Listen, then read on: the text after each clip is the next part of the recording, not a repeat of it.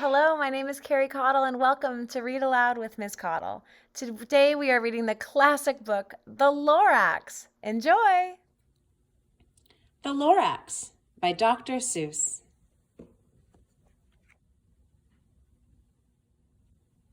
Published by Random House. At the far end of town, where the grickle grass grows and the wind smells slow and sour when it blows, and no birds ever sing excepting old crows, is the street of the lifted Lorax.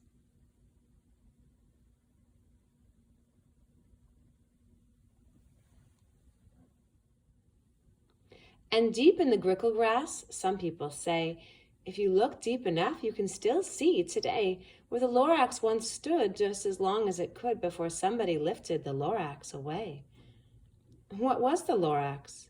And why was it there? And why was it lifted and taken somewhere from the far end of town where the grickle grass grows? The old Onceler still lives here. Ask him. He knows.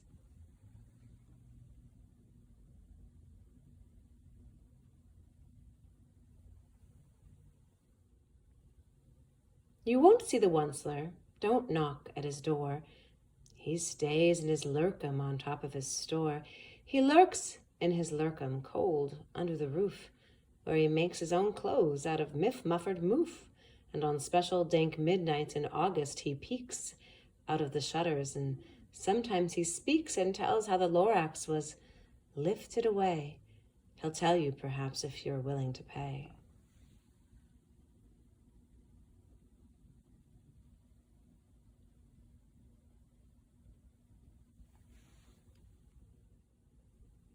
On the end of a rope, he lets down a tin pail, and you have to toss in 15 cents and a nail and the shell of a great-great-great-grandfather snail.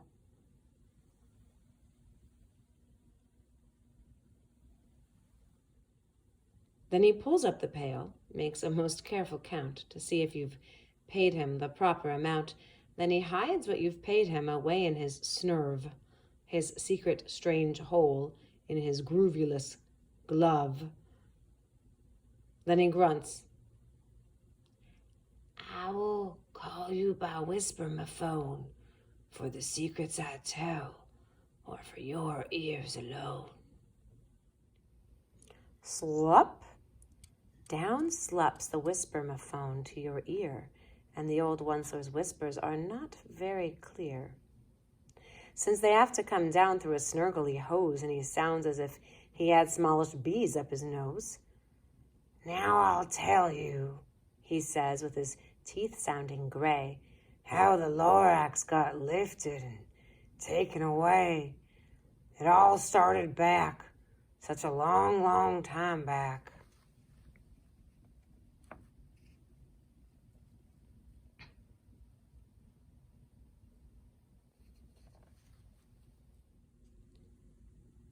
Way back in the days where the grass was still green and the pond was still wet and the clouds were still clean and the song of the swans rang out in space. One morning I came to this glorious place and I first saw the trees. Oh, the truffula trees, the bright colored tufts of the truffula trees, mile after mile in the fresh morning breeze.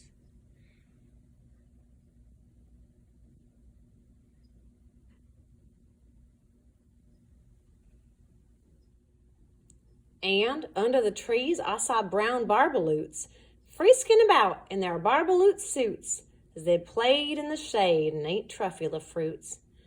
From the ripulous pond came the comfortable sound of the humming fish humming while splashing around.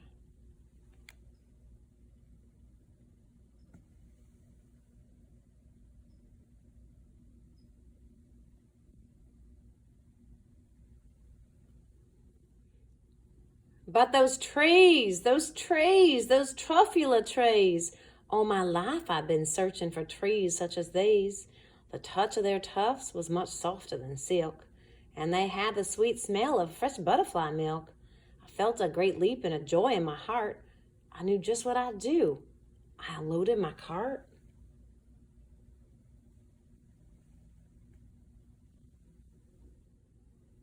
In no time at all, I built a small shop.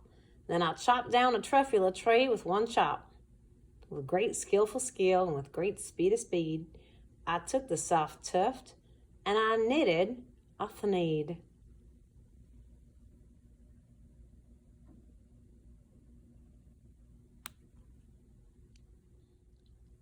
But instant I'd finished, I heard a gazump. I looked. I saw something pop out of the stump of the tree I'd chopped down. It was a sort of a man. Describe him? That's all right, I don't know if I can. He was shortish and oldish and brownish and mossy, and he spoke with a voice that was sharpish and bossy.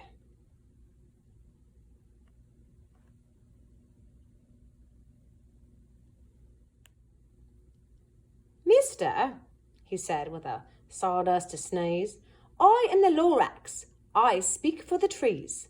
I speak for the trees have no tongues, and I'm asking you, sir, at the top of my lungs.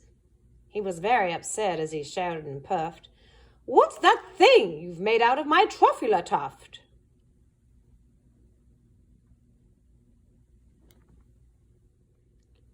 Look, Lorax, I said, there's no cause for alarm. I'll chop down just one tree. I'm doing no harm.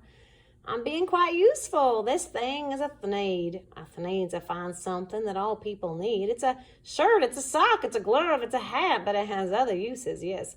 Far beyond that, you can use it for carpets, for pillows, for sheets, or curtains, or covers for bicycle seats.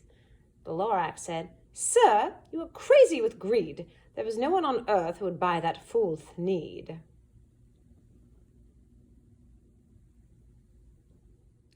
But the very next minute, I proved he was wrong. For just at that minute, a chap came along, and he thought that the thneed I did, it was great, and he happily bought it for $3.98. I laughed at the Lorax. You poor stupid guy, you never can tell what some people will buy.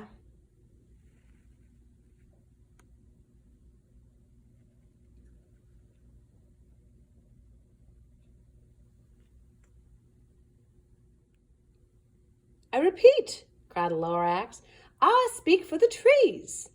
I'm busy, I told him. Shut up, if you please. I rushed across the room, and in no time at all, I built a radio phone. I put in a quick call. I called on my brothers and uncles and aunts, and I said, Listen here, here's a wonderful chance for the whole Onceler family to get mighty rich. Get over here fast. Take the road to North Nitch. Turn left at Weehawken, sharp right at South Stitch.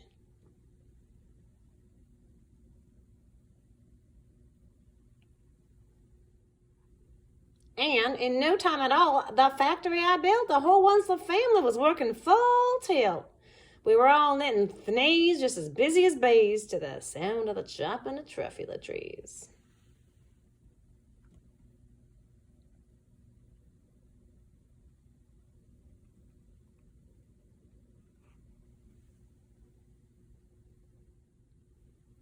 Then, oh, baby, oh, how my business did grow. Now chopping one tree at a time was too slow, so I quickly invented my super axe hacker, which whacked off 4 truffula trees at one smacker.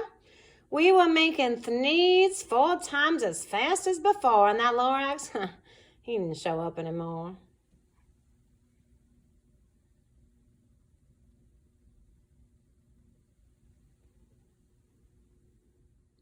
But the next week, he knocked on my new office door. He snapped, I am the Lorax, who speaks for the trees, which you seem to be chopping down as fast as you please, but I'm also in charge of the brown barbaloots, who played in the shade in their barbaloot suits and happily lived, eating truffula fruits. Now, thanks to your hacking my trees to the ground, there's not enough truffula fruit to go round. My poor barbaloots are all getting the crummies because they have gas and no food in their tummies.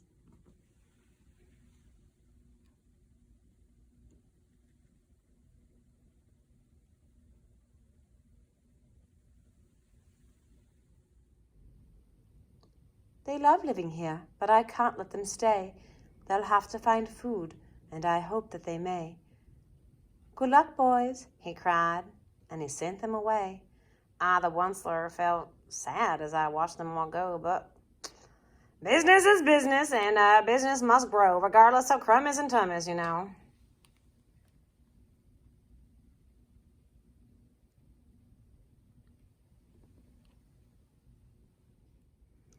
I meant no harm, I most truly did not, but I had to grow bigger. So bigger I got. I biggened my factory, I biggened my roads, I biggened my wagons. I biggered the loads of the needs I shipped out. I was shipping them forth to the south, to the east, to the west, to the north. I went right on biggering, selling more needs, and I biggered my money, whichever one needs.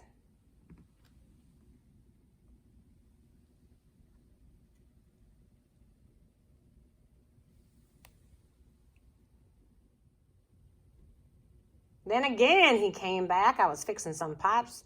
That old nuisance Lorax came back with more gripes. I am the Lorax. He coughed and he whiffed. He sneezed and he snuffled. He snargled, he sniffed. Onceler, he cried with a crufulous croak. Onceler, you're making such smogulous smoke. My poor swarmy swans, why, they can't sing a note. No one can sing who has smog in his throat.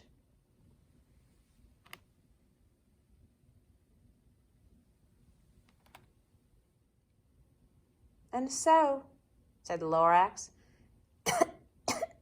please pardon my cough. They cannot live here, so I'm sending them off. Wherever they go, I don't hopefully know. They may have to fly for a month or a year to escape from the smog you've smogged up around here.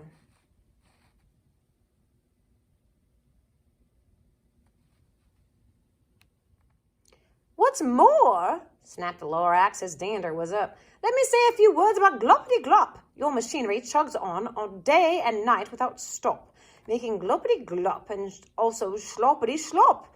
What do you think? What do you do with this leftover goo? I'll show you, you dirty old onceler man, you.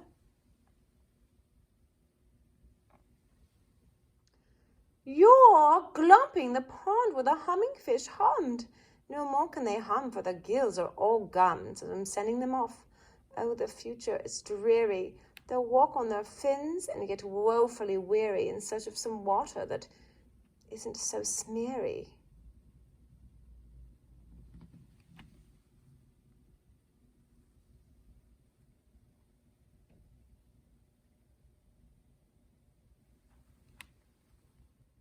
And then I got mad.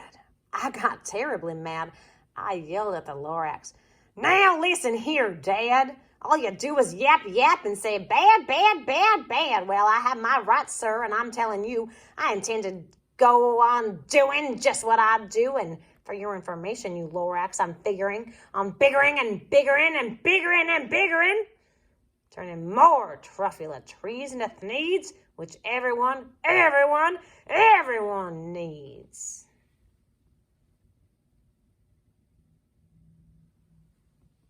Ain't it? And at that very moment, we heard a loud whack. From outside in the fields came a sickening smack of an axe on a tree. Then we heard the tree fall. The very last truffula tree of them all.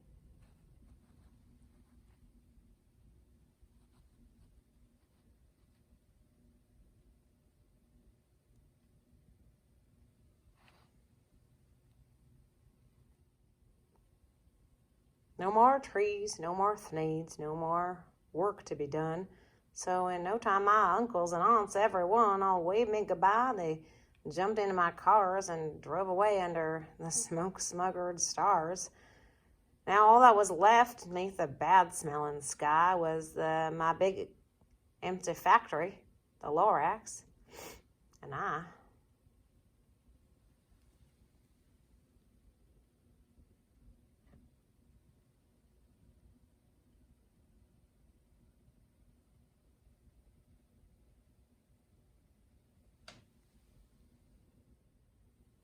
The Lorax said nothing.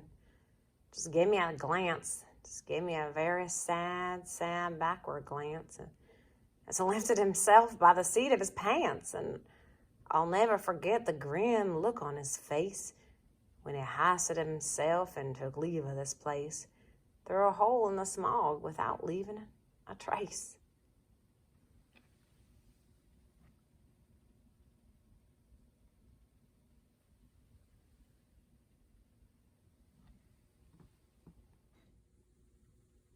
And all that the Lorax left here in this mess was a small pile of rocks with the one word, unless. Whatever that meant, well, I just couldn't guess. That was a long, long ago. But each day, since that day, I've sat here and worried away. Through the years, while my buildings and falling apart, I've worried about it with all of my heart.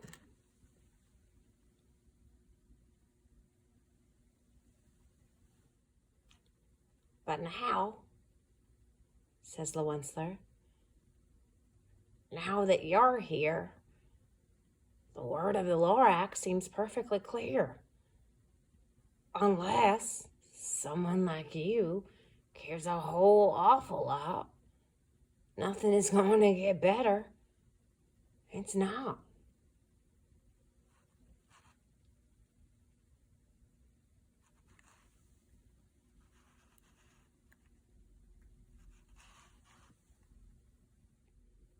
So catch, calls the Onceler. He lets something fall. It's a truffula seed. The last one of all. You're in charge of the last of the truffula seeds and truffula trees, or whatever one needs. Plant a new truffula. Treat it with care. Give it clean water and feed it fresh air. Grow a forest. Protect it from axes that hack. Then the Lorax and all of his friends may come back.